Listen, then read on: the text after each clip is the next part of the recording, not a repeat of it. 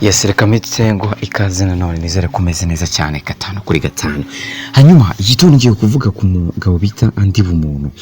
Andi Bumuntu, what is going on? Abantu batangiye kuvuga batese uyu mugabo umukubera iki yagiye mu itangazamakuru. Nawe ashaka kwikina. Hano kuri konti za Instagram yiwe abantu benshi bagiye bambaza why winjiye mu itangazamakuru ibintu ugize ubitegura, ariko ntekereza ko vuba y'uyu mugabo ikwiye microphone. Ntekereza ko niba abikunda numva nta kintu na kimwe cyatuma twebwe dukomeza tudiskitaho cyane.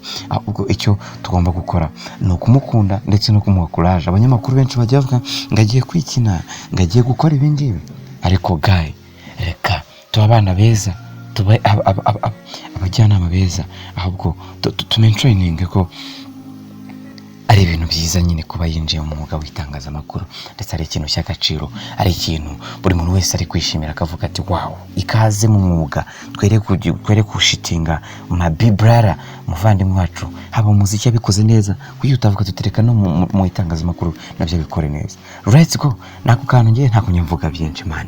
Let's go nagiye kandi